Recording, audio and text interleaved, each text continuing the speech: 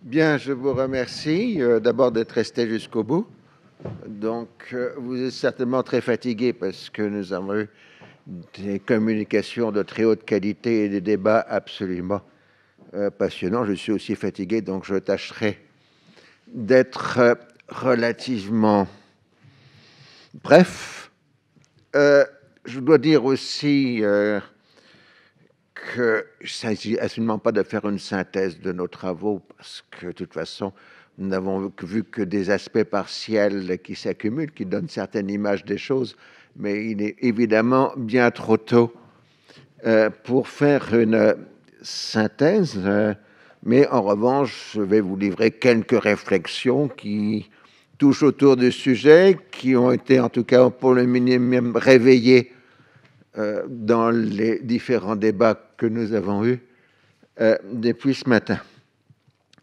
Alors, je commencerai d'abord par deux anecdotes. Il y a une trentaine d'années, même plus, aussi 30 ans à peu près, il y avait une réunion de la FEMAM, Association française des études sur le monde arabe et musulman.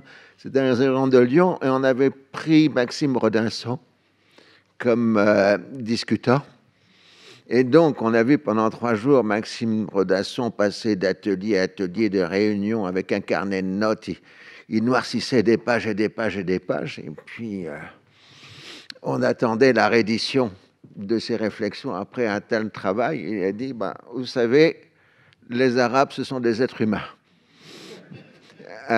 C'était simplement pour nous rappeler que, certes, nous avons besoin de concepts pour comprendre les réalités de ce monde comme d'autres mondes d'ailleurs, mais que nous avons toujours avec nous des êtres humains avec des passions, des intérêts et des contradictions. Et donc ça, c'est un premier point essentiel. Ensuite, je voulais dire que j'avais essayé de trouver une définition, a posteriori évidemment, du printemps arabe. Et j'avais pensé que la meilleure définition du printemps arabe était que c'était une révolte des objets d'étude contre leurs analystes, puisque en pratique, nous venions à peu près péniblement de déterminer les raisons d'une exception arabe, et juste au moment où nous avions trouvé à peu près établi, référencé cette exception arabe, le monde arabe faisait exactement le contraire de ce que nous avions énoncé, ce qui était extrêmement vexant. Alors, il y en a un seul qui a échappé. C'était en 2010, si mes souvenirs sont bons, à Massiac, à l'occasion d'un festival de jazz où il y avait un colloque sur l'agriculture. L'un d'entre nous, ici présent, a fait une communication sur le fait que la situation dans le monde arabe était intenable, que ça allait exploser et que les peuples allaient prendre leur destin en main. Alors nous avons dit, Salam, écoute, fais attention à ce que tu dis, t'es pas sérieux.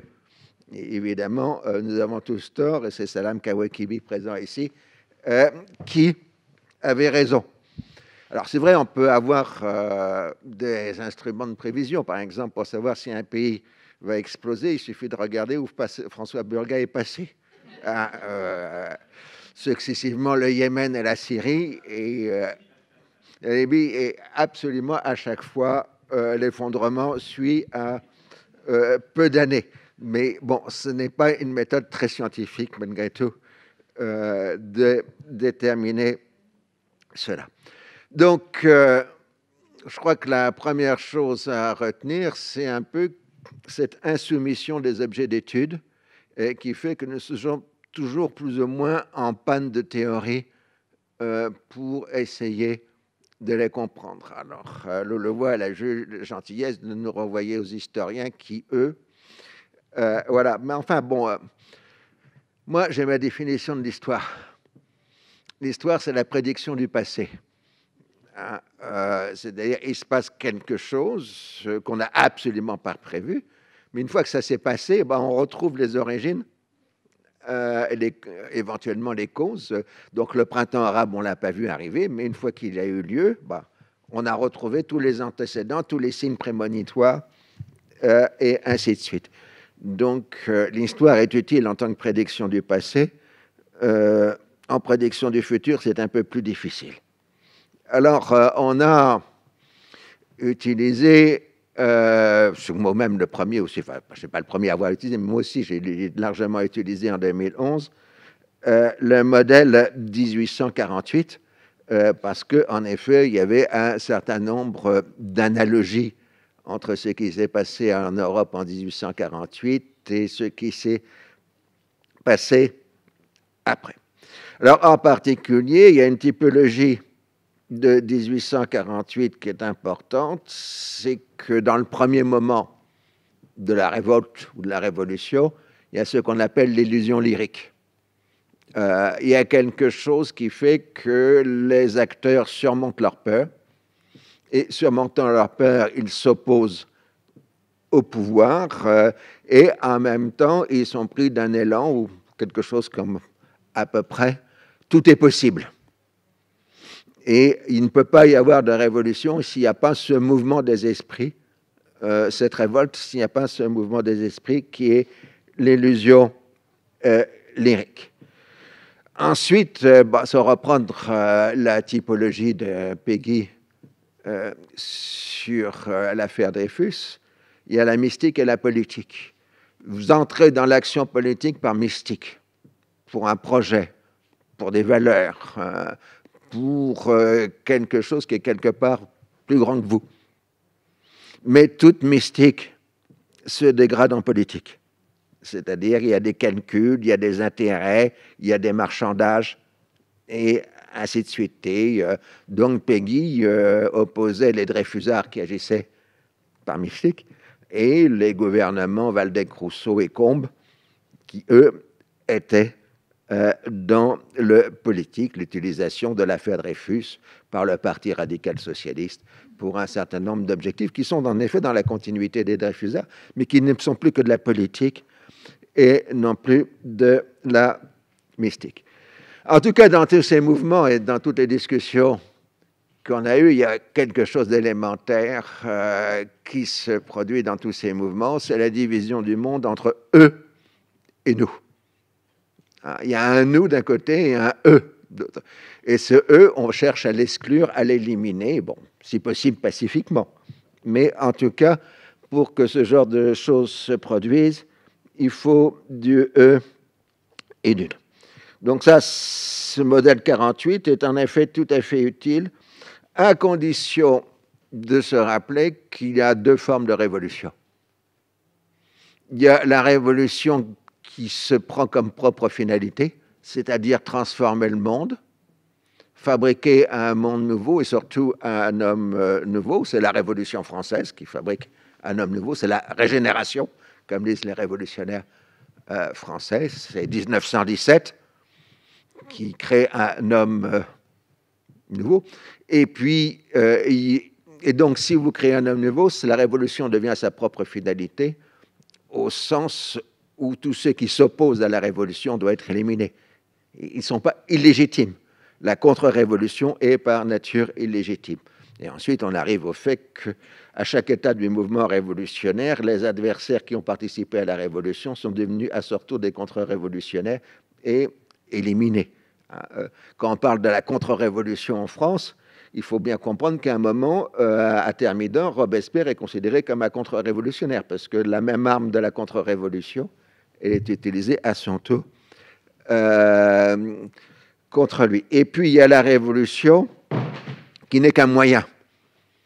Et c'est celle que nous avons à l'esprit, c'est-à-dire, c'est une révolution qui cherche à construire la liberté, à écrire un régime, et qui donc doit s'effacer. Les révolutionnaires doivent s'effacer, puisqu'il y a des élections, et qu'à partir de ce moment-là, dans la seconde phase, ce n'est pas nécessairement les acteurs qui ont fait la révolution qui restent, mais c'est ceux qui sont sortis légitimement des urnes grâce à la révolution. On a vu ça, par exemple, il y a quelques années au Portugal, où les acteurs de la révolution des œillets ont été relativement rapidement éliminés avec l'arrivée des forces élues démocratiquement dans les élections libres que les révolutionnaires ont permis. Mais dans l'autre cas d'une révolution qui se prend pour une fin, on ne fait pas d'élection. La première chose que fait le régime bolchevique, c'est de supprimer l'Assemblée constituante qui avait été élue démocratiquement en Russie, parce qu'elle s'opposait à la finalité de la révolution. Alors bon, il y a évidemment des bouteilles à l'encre, on en a parlé récemment encore avec Bayard, les aires culturelles, ça existe, ça n'existe pas. Est-ce que c'est le succédané contemporain de la notion de civilisation qui, de temps à autre, est positive et de temps à autre négative? On ne parle pas du conflit des aires culturelles, mais du choc des civilisations, en quelque sorte. Bon, on a toujours dit de toute façon qu'administrativement, on avait besoin des aires culturelles, parce que tout simplement, le champ de la structure, le champ de la recherche se structure nécessairement par aire culturelle, parce qu'il faut des formations spécifiques, des moyens spécifiques, des organes spécifiques pour étudier telle ou telle région du monde. Le piège de l'ère culturelle, c'est évidemment le culturalisme. Les gens sont. Et donc, on a la règle de l'essentialisme, même si, finalement, je dirais qu'Edouard Saïd a fini, ou plutôt les disciples d'Edouard Saïd ont plutôt fini par essentialiser l'essentialisme, ce qui était assez insupportable. Donc, de ce point de vue-là, c'est ce que j'ai proposé tout à l'heure, dire le poids de l'histoire, parce que tout simplement, un pays réagit en fonction de sa propre histoire, de sa propre mémoire, soit de mémoire vécue, c'est-à-dire les quelques décennies qui précèdent les événements, soit mémoire transmise et éventuellement inventée, c'est ce qu'on appelle l'invention de la tradition. Cette mémoire ne condamne pas le présent ou le futur. On a vu par exemple dans le cas franco-allemand une action volontaire sur la mémoire qui s'appelait la réconciliation franco-allemande. Donc on n'est pas prisonnier de cette mémoire. Et les Européens ont célébré la Grande Guerre d'un côté, le centenaire de la Grande Guerre, pour être plus précis, mais en même temps, ils ont désamorcé la mémoire de la Grande Guerre en disant c'était une guerre civile européenne. Alors que les combattants des tranchées, ils se battaient pour l'Allemagne, pour la France, la Grande-Bretagne, mais pas dans une guerre civile européenne. Donc la mémoire peut être travaillée dans un sens positif. Et il serait peut-être temps aussi que l'on aborde les questions coloniales dans le même esprit que l'on a fait pour la Grande Guerre en Europe, c'est-à-dire non pas la nier, mais quelque part la désamorcer. Donc ça, c'est le poids de l'histoire. Le poids de l'histoire, c'est un système de référence. Si vous prenez le cas de la Syrie, parce qu'on a finalement beaucoup parlé de la Syrie, tous les régimes syriens sont obsédés par Mey Saloun, 1920, c'est-à-dire la défaite des troupes syriennes, du roi Faisal, Oud Faisal, en juillet 1920, qui a conduit à l'entrée des troupes françaises à Damas en juillet 1920. Et donc, Mey Saloun s'est ancré dans la mémoire collective syrienne de façon essentielle. Tous les régimes politiques de la Syrie indépendante, quels qu'ils soient, ont toujours eu à l'esprit Mey Saloun. Et vous ne comprenez pas les relations entre la Syrie et le Liban si vous n'avez pas Mey Saloun, parce que les troupes françaises sont passées par le Liban. Donc là, c'est un exemple de ce poids de la mémoire, de cette trace, qui est absolument de ce système de référence. Alors ensuite, nous avons posé la question de savoir si nous appliquions sur les aires culturelles, enfin sur le reste du monde, un modèle occidental qui serait de façon continue de la voie vers la démocratisation. Bon, d'abord, le système occidental vers la voie de la démocratisation, il n'a pas été tout droit. Il y a quand même eu une crise des démocraties européennes dans les années 30 qui a été absolument terrible.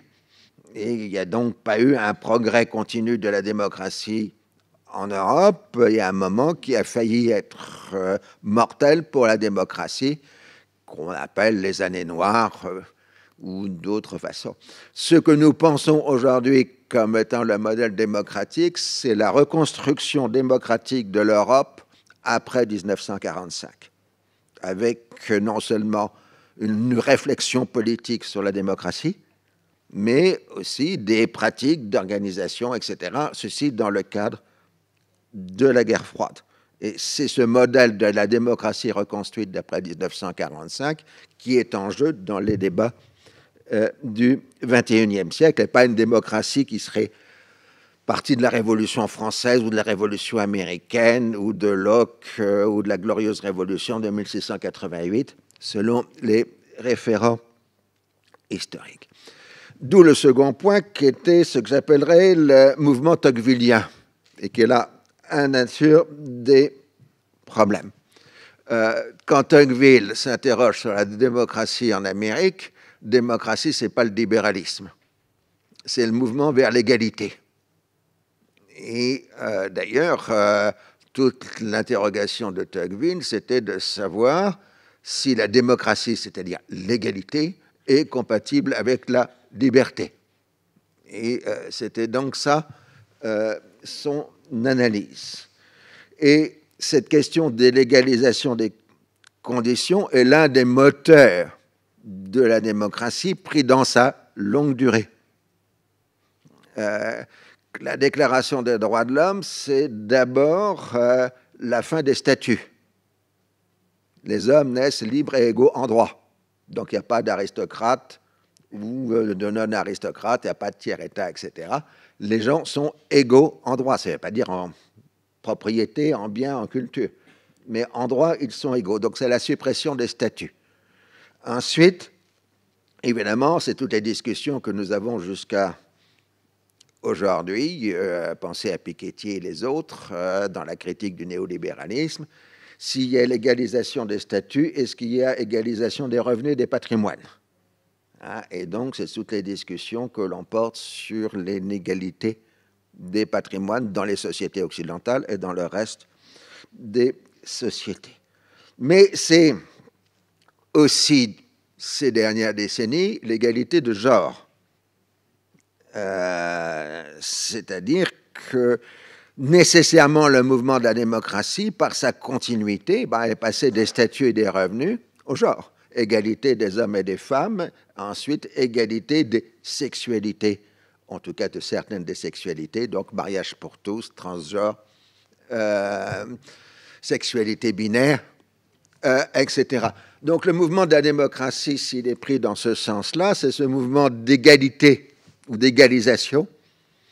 Et c'est là où on se heurte évidemment au poids de l'histoire, des traditions, et qui fait que poser la question de la démocratie en terre d'islam ne renvoie pas simplement à un système de représentation politique, mais aussi à ces problèmes d'égalité que contient en soi le mouvement de la démocratie.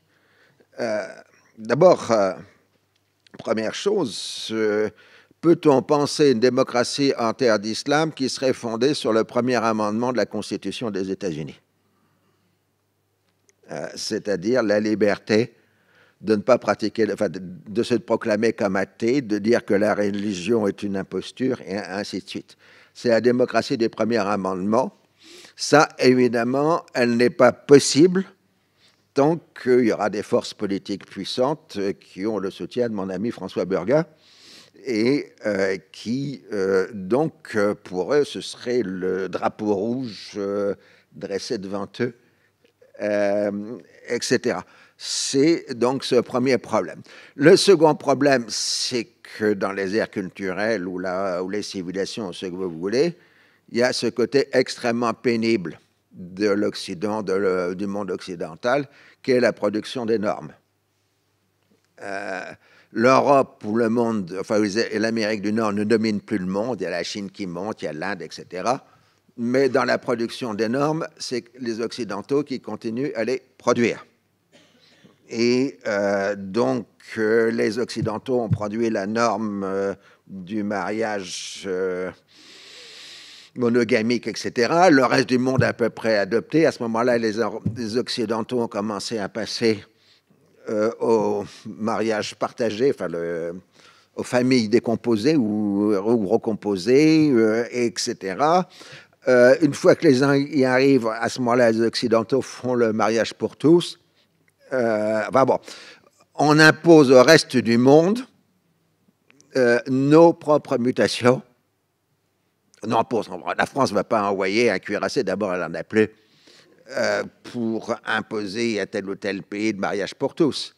Mais à partir du moment où il existe en Europe et aux États-Unis, bah, il y a une pression qui s'exerce par les médias, par les actes de solidarité. Si les homosexuels sont persécutés dans un pays, les gens, les gays des autres pays vont se solidariser avec les victimes de ces persécutions. Pas nécessairement des islamistes, du régime en place, dans l'Égypte de Sisi, par exemple, ou même au Liban.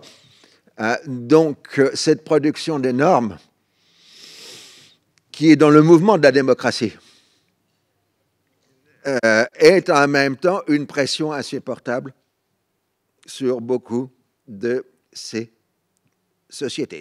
Par exemple, si on voit pour l'Afrique noire, Jean-François en sait plus que moi, mais on sent combien l'Église est prise sur ces questions-là. En Afrique noire, on trouve que l'Europe est bien trop libérale, etc., etc. D'où le fait que la démocratie, la problématique de la démocratie renvoie à la problématique de l'endogène et de l'exogène, du wafid et du touraf, pour employer les vieux termes arabes que j'ai appris quand je suis allé en Égypte au début des années 1980, l'importé et le patrimonial. Et là, évidemment, la démocratie en Occident, elle fait partie des bijoux de famille. Elle fait partie de l'histoire. Elle est née. Bon, alors, avec des itinéraires différents. Bon, la France la pose comme l'incarnation de la raison, des Lumières. L'histoire n'est pas notre code, disait Rabot Saint-Étienne, qui a été quand même pasteur et qui a fini guillotiné. Enfin bon, c'était la règle de la Révolution française. Mais par contre, les Anglais disaient la liberté, elle est née dans les forêts de Germanie, et puis elle a pris la ligne de métro allant la Grande Charte, la Glorious Revolution, le Bill of Rights, et ainsi de suite. Le fait qu'en chez nous, enfin en Occident, la démocratie fait partie de notre histoire, elle n'est pas externe. Tandis que dans le reste du monde, la question est de savoir si elle est externe ou interne. Et elle est facilement récusée comme étant contraire aux valeurs. Et aux valeurs, à ce moment-là, qu'on va utiliser comme des instruments de négation. Valeurs islamiques, valeurs indiennes, valeurs asiatiques, et ainsi de suite. On va dire, vous universalisez les droits de l'homme, mais ça n'appartient qu'à l'Occident. Et donc, vous voyez que la problématique de la démocratie renvoie à cette problématique de l'endogène et de l'exogène, parce que les historiens peuvent dire, attention, ce qui est pris pour de l'exogène ne l'est pas. Vous avez des mouvements sociaux qui traversent ces sociétés, et vous avez des synchronismes d'évolution qui font qu'à partir de certains moments, telle société a tel besoin, et ça se traduit éventuellement par l'adoption de la démocratie ou d'un certain nombre d'autres choses. Alors, elle prend le vocabulaire ailleurs parce que ça correspond à ses besoins. Ce n'est pas quelque chose qui lui est imposé par un cuirassé qui menace de bombarder la ville dans la stratégie de la canonnière. Alors, ensuite, évidemment, la question du comparatisme. Ça fait déjà très longtemps que j'entends un certain nombre de nos amis, à juste titre, dire « cessez de nous embêter avec l'islamisme ou pas, l'Algérie et le Venezuela, c'est le même problème. » C'est-à-dire comment on casse un pays avec de la rente pétrolière.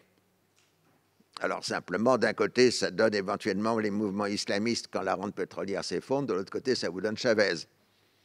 Mais les problématiques sont identiques. Ça n'appartient pas à la culture. Ça renvoie au modèle de la rente et aux conséquences négatives de la rente. Alors ensuite, nous avons la question de la composition des sociétés. 2011, c'est des révélateurs. À partir du moment où les régimes autoritaires ou les façades autoritaires des sociétés s'effondrent, la société se révèle à elle-même. Vous avez des pays relativement homogènes comme l'Égypte, et la société se heurte à la résurgence de l'État ou de l'État profond, comme vous voulez. Puis il y a des sociétés qui sont à base confessionnelle, le Liban, la Syrie, l'Irak, c'est un retour à leur structure que l'autoritarisme dissimulait en quelque sorte. Ou alors ethnie tribale, Yémen, Libye, etc. Ou combinaison du tribal, de l'ethnique, du confessionnel. Donc, la démocratie se pose le problème de la composition de la société, ou pose le problème de la composition de la société. Notre ami Ahmad Beydoun disait jadis, le confessionnalisme est le plus mauvais système politique possible, mais c'est le seul qui correspond à l'état de la société libanaise. Et donc aujourd'hui, on espère que le mouvement actuel dépassera le confessionnalisme, mais on peut malheureusement avoir des doutes dans les tensions actuelles. Et puis, c'est la question des interventions occidentales. Je trouve que certains de mes amis ont toujours tendance à se rêver autant de l'impérialisme triomphant, mais cette fois-ci, faire intervenir les armées occidentales pour établir des régimes démocratiques, éventuellement avec des discours islamiques sur place. Malheureusement, on n'en a pas envie, et en plus, on n'en a pas les moyens. Donc, l'affaire est réglée. On n'est plus à l'époque où la France pouvait envoyer 30 000 soldats en Égypte en 3 mois. Ça, c'était en 1798, où les Français et les Anglais pouvaient envoyer 60 000 soldats en Égypte. C'était en 1956, mais c'était insuffisant. Aujourd'hui, on n'a plus ces forces-là, ces armées-là, ces moyens-là, et en face, ils sont beaucoup plus puissants. En 1975, M. Giscard d'Estaing avait pensé éventuellement faire une intervention française à Beyrouth pour séparer les combattants. Et l'état-major français lui a dit, mais président, à moins d'envoyer le contingent, on ne peut pas. On n'est pas intervenu sur ça, on a envoyé des forces spéciales et de l'aviation.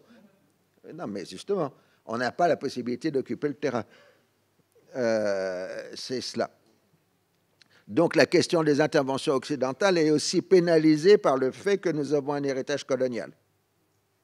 Toute action que l'on fera, positive ou négative, sera toujours réinterprétée en fonction de l'héritage colonial. Je me rappelle, dans un colloque où François était avec moi à Beyrouth en 2003, si mes souvenirs sont bons, c'était avec les gens du Hezbollah, on a bien rigolé d'ailleurs, et on m'avait demandé de faire un papier sur l'Europe et la Palestine. Donc, je me suis amusé à énumérer toutes les fautes possibles que l'Europe avait commises en 2 siècles sur la Palestine. Donc, ils étaient très heureux. Et puis, j'ai dit, maintenant, vous voulez qu'on intervienne? Et là, ils étaient embêtés parce qu'ils souhaitaient qu'on intervienne. Alors qu'on avait montré qu'on était vraiment catastrophique dans toutes les interventions précédentes. Donc, il y a le poids de l'histoire de ce côté aussi qui joue. Alors, si on revient à l'histoire, qu'est-ce qui ne s'est pas passé? Si on reprend l'expression, traduite en français, de Bernard Lewis. What is wrong? Il y a eu un échec des notables, c'est incontestable. Il y a eu un système libéral, en tout cas dans le Proche-Orient. Je ne parle pas du Maghreb colonial, c'est autre chose, mais au Proche-Orient, il y a eu un système libéral, en tout cas en Irak, en Syrie, au Liban et en Égypte.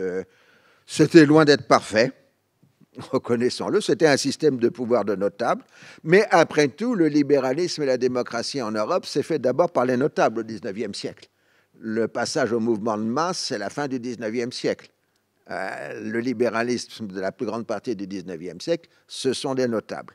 D'où cette critique que nous faisons aujourd'hui, qui me paraît injuste, sur la période des notables de l'histoire politique. Alors, ensuite, pour reprendre l'expression de Julien Banda, il y a eu trahison des clercs.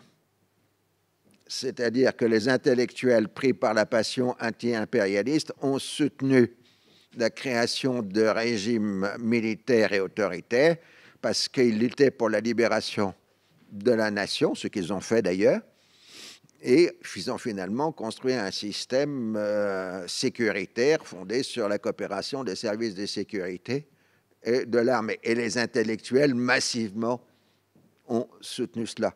Bon, l'exemple, c'est tout le problème de l'Égypte et du nasserisme. Comment interpréter le nasserisme? Donc, de ce point de vue-là, donc, il y a aussi, ce nous l'avons déjà évoqué, les stratégies politiques de disqualification. Les stratégies politiques de disqualification, c'est donc montrer que votre compétiteur politique n'a pas le droit d'être parce qu'il est méchant, il est injuste, etc. Et on voit donc que d'un côté, dans les disqualifications, les acteurs traitent les autres le valet de l'impérialisme et de la réaction, et inversement, on parle d'islamo-gauchiste ou d'islamo-fasciste, etc. Les stratégies de disqualification rendent le dialogue politique impossible et les tentatives d'union. Alors, autre point, puisque encore une fois, ce n'est pas un processus construit, c'est un ensemble de réflexions. J'ai question État, société civile. Je crois qu'une des grandes questions qui a été abordée, c'est la dignité. Et la dignité, elle a changé de sens. Vous aviez la dignité des années 1950, de Bandung. Le mot dignité, il est permanent dans les discours de Nasser, mais c'est une dignité collective. C'est la libération par rapport au système colonial. La dignité d'aujourd'hui, ce n'est pas celle-là, c'est la dignité de l'individu par rapport au système sécuritaire et par rapport à ses besoins sociaux. Le mot apparemment est écrit de la même façon, mais on a changé de sens. On est passé du collectif à l'individuel. Pour revenir à ce que Stéphane avait évoqué ce matin, finalement, quand vous avez des contre-sociétés, on n'a pas besoin de révolution. Les frères musulmans en Égypte étaient une contre-société au sens où le Parti communiste était une contre-société dans la France d'après 1945, où le Hezbollah est en quelque sorte une contre-société au Liban. La contre-société, elle fonctionne par elle-même et finalement, elle n'a pas tellement intérêt de s'emparer de la totalité de la société. Alors, il est à noter aussi dans le vocabulaire politique de la région l'emprunt de termes de résistance qui est emprunté à l'histoire européenne et française en particulier, puisque c'est le terme français résistance qui a ensuite appliqué à l'ensemble des résistances européennes et qui est ensuite passé au reste du monde. Donc, les premiers à avoir adopté le terme de résistance, ce sont les Palestiniens, grosso modo vers 1968. Et ensuite, évidemment, au Liban, leurs adversaires ont adopté aussi le terme de résistance. Donc, on a parlé de résistance chrétienne. Et puis, finalement, le terme de résistance a été pris par les mouvements dits islamiques ou islamistes. Donc, le Hamas et le Hezbollah sont des résistances islamiques. C'est dans leur titre même. Donc là, il y a ce vocabulaire de la résistance qui nous renvoie à un problème qui est insoluble, qui est celui de la résistance à l'oppression. Les déclarations des droits de l'homme du XVIIIe siècle, comme elles étaient produites par des mouvements révolutionnaires, il fallait qu'ils justifient justement leur prise de contrôle. Donc la Révolution américaine et la Révolution française, donc la résistance à l'oppression, était un des éléments fondamentaux de la des déclarations françaises et américaines des droits de l'homme du XVIIIe siècle. En revanche, la Déclaration universelle des droits de l'homme met la résistance à l'oppression comme suprême recours dans le préambule de la déclaration et non pas dans les articles. Donc on diminue son importance parce qu'on a un problème, c'est qu'on n'arrive pas à définir quand on a besoin de ce suprême recours. Et à partir du moment où on n'arrive pas à définir le suprême recours, ben, on ouvre toute la question de la boîte de Pandore du terrorisme. Est-ce que le terrorisme est un suprême recours face à l'injustice? Je ne vais pas régler ce soir le problème, mais je signale cet inconvénient. Donc,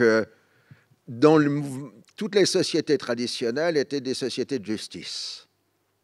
Si l'Empire ottoman, les empires musulmans, les royautés européennes, c'était des royautés de justice. Bon, ce n'était pas des despotismes au sens où les théoriciens européens du XVIIIe siècle les définissaient. Non, le discours du sultan ottoman, je suis l'incarnation de la justice et je dois la justice à mes sujets. Et cette question de la justice, elle est permanente parce que tous les mouvements que nous voyons en 2011 et aujourd'hui, c'est des mouvements qui revendiquent une justice sociale, une justice politique. C'est aussi fort que la demande de liberté. Alors bon, comme le temps avance et que je déborde, mais ça c'est normal, c'est le propre de tous les cours. Oui. Il y a la notion, bon, les poids de la géopolitique.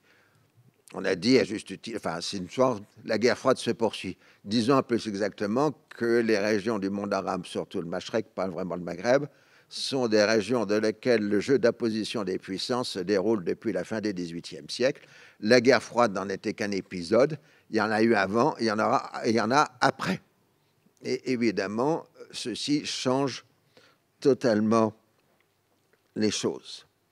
Bon, question de la modernité, je passe, parce que c'est justement ce que j'ai essayé de renvoyer dans les problèmes de normes et d'égalité des conditions. Il y a aussi l'idée de morosité démocratique. La République, elle était belle sous l'Empire, disait en France. C'est-à-dire qu'on était dans l'opposition, on avait un magnifique projet qui était la République, mais quand la République elle a été créée, la troisième, il y a eu des problèmes, il y a eu une routinisation, il y a eu de la corruption, etc. Et donc 20 ans après, on disait elle était belle sous l'Empire, au sens que la République que nous avons, c'est pas celle dont on avait rêvé quand on était dans l'opposition. Et ça, c'est toujours le cas à chaque transformation politique.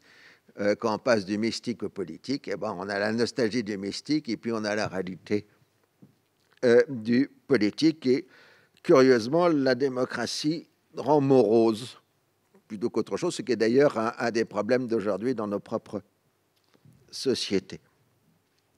Alors, pluralité des islams. Qu'est-ce que c'est que l'islam? Évidemment, je ne vais pas définir ce soir ce qu'est l'islam, j'en prendrai une définition comme une autre.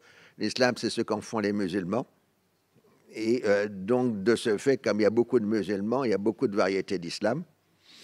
Et donc, de ce point de vue, on ne peut pas avoir une vision essentialiste de l'islam.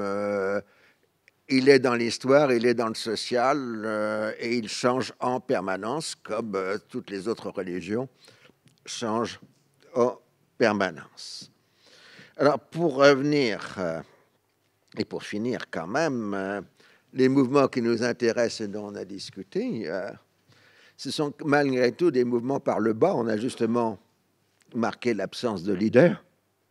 Alors on peut dire socialement, il y a tel ou tel groupe social qui semble plus représenté à vue de nez dans les manifestations, ou de classe d'âge, ou de telle géographie.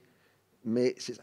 Mais ce qui est absolument spécifique et quasiment unique dans l'histoire, c'est que depuis 2011, on a des mouvements révolutionnaires qui ne cherchent pas à créer un avenir meilleur, créer un homme nouveau, qui cherchent désespérément à créer un monde normal. Dans les mouvements actuels, c'est d'abord et avant tout une soif de normalité. Et cette normalité, elle peut être simplement exprimée sous la forme des droits sociaux et des droits politiques. C'est ça que le peuple veut. Et c'est ça qu'on lui refuse. Et c'est là ce qui est en jeu. Donc, pour finir, et de façon très philosophique, on dira qu'on est toujours dans les questions de l'être et de l'avoir. L'être, c'est la définition, c'est l'identité. Qu'est-ce qu'on est? On est musulman, arabe, kurde, etc. C'est ces notions de l'être. Et l'avoir, c'est le système économique, le socialisme, le capitalisme, le libéralisme, et que donc c'est toujours les équilibres entre les pôles différents de l'être et de l'avoir qui sont de toute société et qui est normal que nous rencontrons dans les sociétés que nous étudions. Je vous remercie et je vous libère.